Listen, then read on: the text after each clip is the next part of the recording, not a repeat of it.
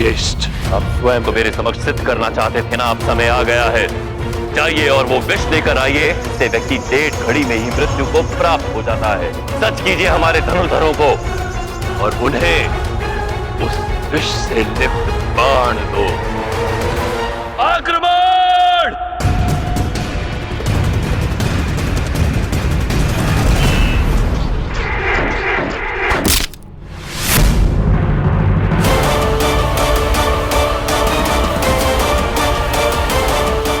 ये बाण? रुक जाइए महारानी। कोई भी शत्रु द्वारा फेंके गए इन तीरों को स्पर्श नहीं करेगा। मुझे इनका निरीक्षण करना है।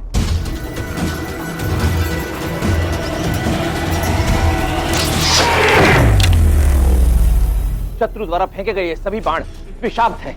यहां तक का हिस्सा विष में डुबाया गया है और जब ये हिस्सा चलेगा तो ऐसा विषैला धुआं निकलेगा कि हम सब मारे जाएंगे।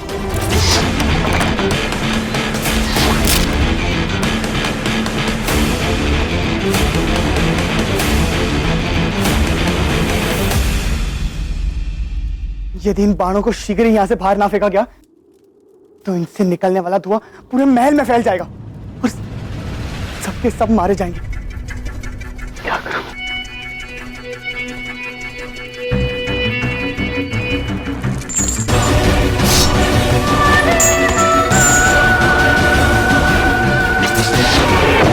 प्रतीत होता है कि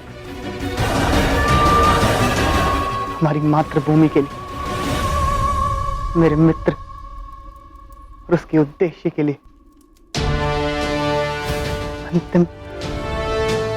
अंतिम बलिदान देने का समय आ गया है।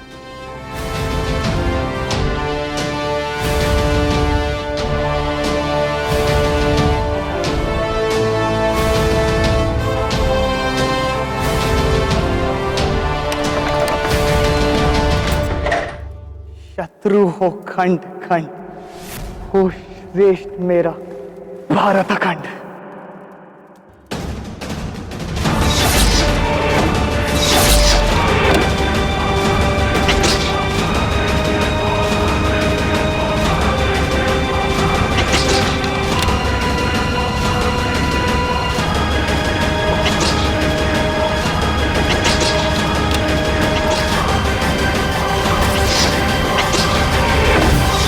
इंद्र, चंद्र, वो देखो, दक्षिण की ओर से भी बाण आ रहे हैं। लगता है वहां भी धनुर्धारी हैं। इंद्र! शत्रु को जितनी क्षति पहुंचानी थी हमने पहुंचा दी। अब चलो यहां से।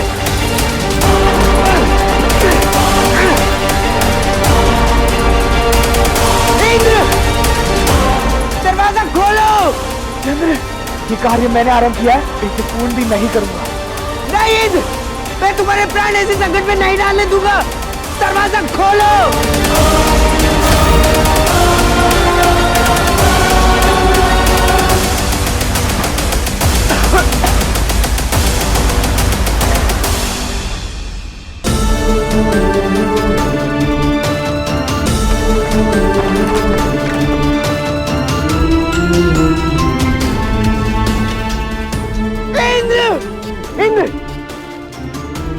जानते थे ना इंद्र कि वो लोग दक्षिण दिशा से आक्रमण कर रहे हैं, फिर भी हमारे प्राण बचाने के लिए तुमने अपने प्राणों की आहुति दे दी। क्यों इंद्र, क्यों किया तुमने ऐसा? तुम भी वही करते जो मैंने किया। तुम हमारे लिए अपने प्राणों को त्याग देते चंद्र, अपने प्राणों को त्याग दे। इस क्रांति के आरंभ में ही मैंने हर मूल्य पर तुम्हारी रक्षा का वचन दिया था चंद्र। तुम हमें छोड़ के नहीं जा सकते इंद्र। ये सारा दोष मेरा ही है। आज तक हर संकट में तुमने मेरा साथ दिया है। इस क्रांति में भी तुमने अपना सर्वस्व लगा दिया। ये सारा दोष मेरा है। पहले धूमकेतु,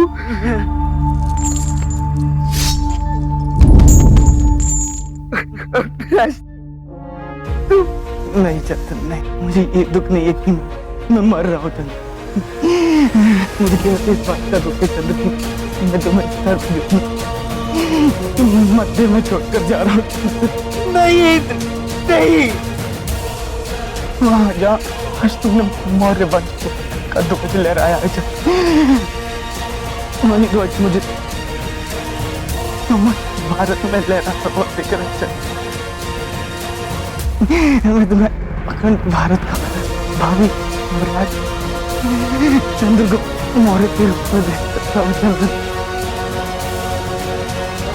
हमारी मातृभूमि को दुष्ट में पराधीनता से मुक्त कराना है, मुक्त कराना है। यही मेरी अंतिम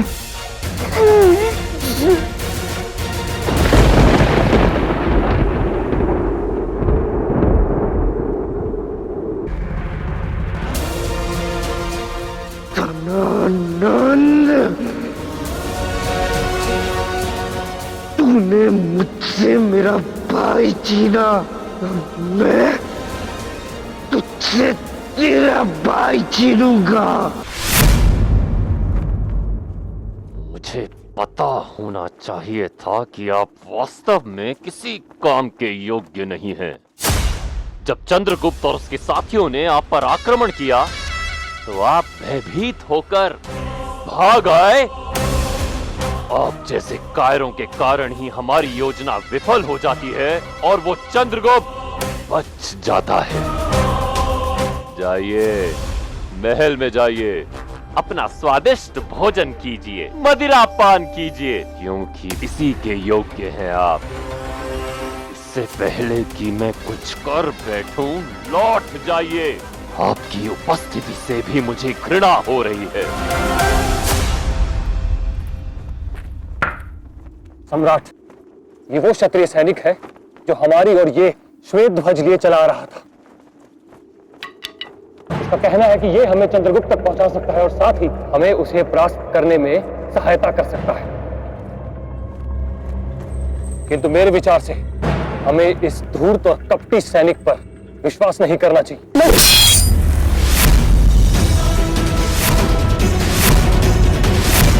क्षमा करें सम्राट, किंतु अगर ये सच कह रहा होगा तो? आप भूल कर रहे हैं। चलिए मान लीजिए अगर ये झूठ बोल रहा है, किंतु आप तो मेरा मुख नहीं देखना चाहते थे ना, तो जाने दीजिए ना मुझे। मैं एक बार इस पर विश्वास करके देखना चाहता हूं। तुमने तो कहा था उन्होंने भागने के लिए सुरंग बनाई हुई है, किंतु यहां तो कोई सुरंग नहीं दिखाई दे रही। कहां ले आए हो तुम मुझे? कौन सा स्थान है ये? ये वही जगह है जहां आपको इस वक्त होना चाहिए।